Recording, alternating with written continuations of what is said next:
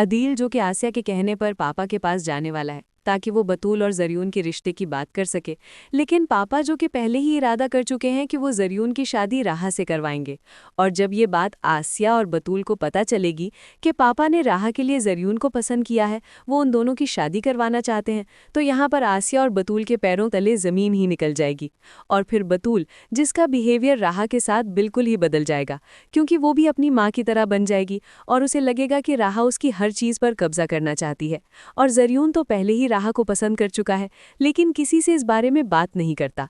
लेकिन अब आसिया जरियून के दिल में ये बात डालने की कोशिश करेगी कि राहा तो अरमान को पसंद करती है।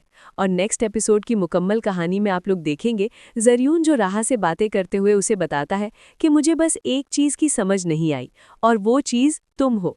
तो यहाँ पर राहा भी हंस पड़ती है, उसे बताती है कि क्या चीज़ समझ नहीं आई मेरे बारे में। तो जरियून उसे कहता है कि तुम ना बस एक पजल की तरह हो मेरे लिए। मुझे पता है कि तुम भी किसी को पसंद करती हो, लेकिन जुबान पर नहीं लाती कभी। और तुम्हारी इस हंसी के पीछे भी ना बहुत सारे राज छुपे हुए हैं। तो राहा को लगता है कि शायद जरियून ने आसिया ने भड़काया है मेरे बारे में, और उसे ये भी बताया है कि मैं अरमान को पसंद करती हूँ, इसलिए आज आसिया मामी मुझसे भी अरमान के बारे में बात कर रही थी। और दूसरी तरफ अदील, जो कि पापा के पास जाता है, उनसे जाकर कहता है कि मैं आपसे कुछ ज़रूरी बात करना चाहता हूँ। हाँ हाँ अदील, आओ बैठो, मैं भी तुमसे ज़रूरी बात करना चाहता था। तो पापा उसे कहेंगे कि मैंने ना जरियून और राहा के रिश्ते के बारे में सोचा है, और वैसे भी जरियून ने तो अभी तक अपनी पसंदीदगी का इजहार नहीं किया, और वसीम ने भी ये सारा काम हम पर छोड़ा हुआ है। तो मुझे लगता है कि राहा और जरियून की जोड़ी बेस्ट रहेगी। वैसे भी हम राहा के लिए रिश्ता ढूंढना चाहते हैं।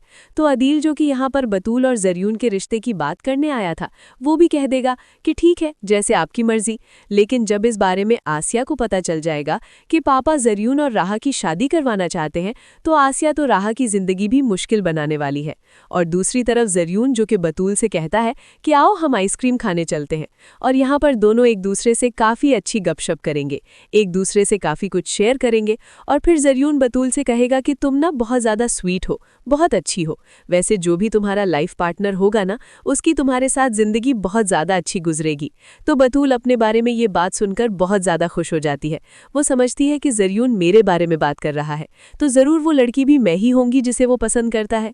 और दूसरी तरफ तारा, जो कि बहुत ज़्यादा परेशान बैठी है यहाँ पर अपने कमरे में, तो राहा उसके पास आती है, उससे बात करने लगती है कि आपने कभी अपने बच्चों के बारे में नहीं बताया। तो तारा उसे कहती है कि बस मेरी ऐसी मजबूरी है कि मैं अपने बच्चों से भी नहीं मिल सकती। तो तारा उसे कहती है कि कुछ गलतियाँ ऐसी होती हैं जिनका मदावा करते करते पूरी जिंदगी गुजर जाती है। और फिर सबके सामने तारा की तलाक की बात होने लगती है। तो पापा कहते हैं कि इसका शौहर ना बहुत ही घटिया इंसान था, जो इसे 3 बार तलाक देकर चला गया। तो जरियून भी यहाँ पर सब कुछ बैठा सुन रहा है, तो कहता है कि वाकई ये तो बहुत अच्छी नाइस लेडी है। आई एम श्योर कि सारा का सारा मसला इनके हस्बैंड का ही होगा। तो पापा भी टॉन्ट करते हुए कहते हैं कि ये बात मेरी बहू को कौन समझाए।